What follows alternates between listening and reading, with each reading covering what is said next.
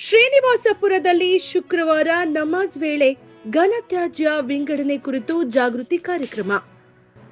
ಕೋಲಾರ ಜಿಲ್ಲೆಯ ಶ್ರೀನಿವಾಸಪುರ ಪುರಸಭೆ ವ್ಯಾಪ್ತಿಯಲ್ಲಿ ಘನತ್ಯಾಜ್ಯ ನಿರ್ವಹಣೆ ಕುರಿತು ಸಾರ್ವಜನಿಕರಲ್ಲಿ ಜಾಗೃತಿ ಮೂಡಿಸುವ ಉದ್ದೇಶದಿಂದ ವಿಶೇಷ ಅರಿವು ಕಾರ್ಯಕ್ರಮವನ್ನು ಶುಕ್ರವಾರ ಹಮ್ಮಿಕೊಳ್ಳಲಾಗಿತ್ತು.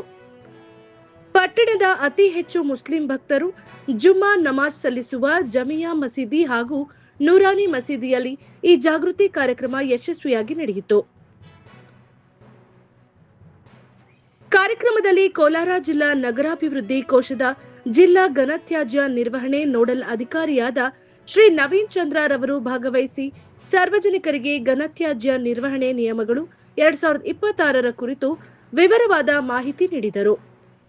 ಮನೆ ಮಟ್ಟದಲ್ಲೇ ಕಸವನ್ನ 4 ವಿಧವಾಗಿ ವಿಂಗಡಣೆ ಮಾಡುವ ಅಗತ್ಯತೆ, ಅದರ ಮಹತ್ವ ಹಾಗೂ ಪರಿಸರದ ಮೇಲೆ ಅದರ ಪರಿಣಾಮಗಳ ಕುರಿತು ಜನರಿಗೆ ಸರಳವಾಗಿ ತಿಳಿಸಿಕೊಟ್ಟರು.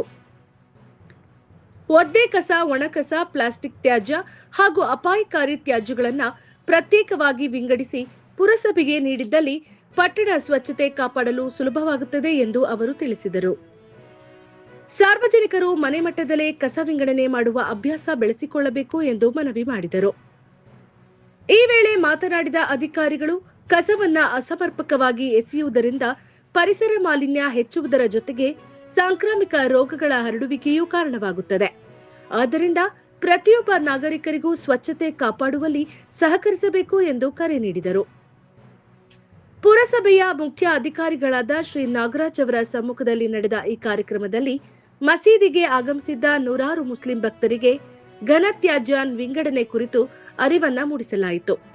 ಜುಮ್ಮಾ ನಮಾಜ್ಗೆ ಹೆಚ್ಚಿನ ಸಂಖ್ಯೆಯಲ್ಲಿ ಜನರು ಸೇರುವ ಹಿನ್ನೆಲೆ ಜನಸಾಮಾನ್ಯರಿಗೆ ನೇರವಾಗಿ ಮಾಹಿತಿ ತಲುಪಿಸುವ ಉದ್ದೇಶದಿಂದ ಈ ವಿಶೇಷ ಜಾಗೃತಿ ಕಾರ್ಯಕ್ರಮ ಆಯೋಜಿಸಲಾಗಿತ್ತು. ಕಾರ್ಯಕ್ರಮದಲ್ಲಿ ಪರಿಸರ ಅಭಿಯಂತರರಾದ ಲಕ್ಷ್ಮೀಶ್, ಹಿರಿಯ ಆರೋಗ್ಯ ನಿರೀಕ್ಷಕರಾದ ವಿಜಯ್, ಕಿರಿಯ ಆರೋಗ್ಯ ನಿರೀಕ್ಷಕರಾದ ಸುರೇಶ್, ಕಂದಾಯ ಅಧಿಕಾರಿಗಳಾದ ಶಂಕರ್ ಸೇರಿದಂತೆ ಪುರಸಭೆಯ ಸಿಬ್ಬಂದಿ ವರ್ಗದವರು ಭಾಗವಹಿಸಿ ಸಾರ್ವಜನಿಕರಿಗೆ ಮಾಹಿತಿ ಪತ್ರಿಕೆಗಳನ್ನು ನೀಡಿದರು. ಮಸೀದಿ ಆಡಳಿತ ಮಂಡಳಿಯವರು ಹಾಗೂ ಭಕ್ತರು ಈ ಕಾರ್ಯಕ್ರಮಕ್ಕೆ ಉತ್ತಮ ಸ್ಪಂದನೆ ವ್ಯಕ್ತಪಡಿಸಿದರು. ಸಾರ್ವಜನಿಕರಲ್ಲಿ ಸ್ವಚ್ಛತೆ ಮತ್ತು ಪರಿಸರ ಸಂರಕ್ಷಣೆ ಕುರಿತು ಜಾಗೃತಿ ಮೂಡಿಸಲು ಇಂತಹ ಕಾರ್ಯಕ್ರಮಗಳು ಅಗತ್ಯವೆಂದು ಅಭಿಪ್ರಾಯವನ್ನು ಪಟ್ಟರು. ಶ್ರೀನಿವಾಸಪುರ ಪಟ್ಟಣವನ್ನ ಸ್ವಚ್ಛ ಹಾಗೂ ಸುಂದರ ಪಟ್ಟಣವನ್ನಾಗಿಸಲು ಪುರಸಭೆ ವತಿಯಿಂದ ವಿವಿಧ ಜಾಗೃತಿ ಕಾರ್ಯಕ್ರಮಗಳನ್ನು ಮುಂದಿನ ದಿನಗಳಲ್ಲಿಯೂ ಹಮ್ಮಿಕೊಳ್ಳಲಾಗುವುದು ಎಂದು ಅಧಿಕಾರಿಗಳು ತಿಳಿಸಿದರು.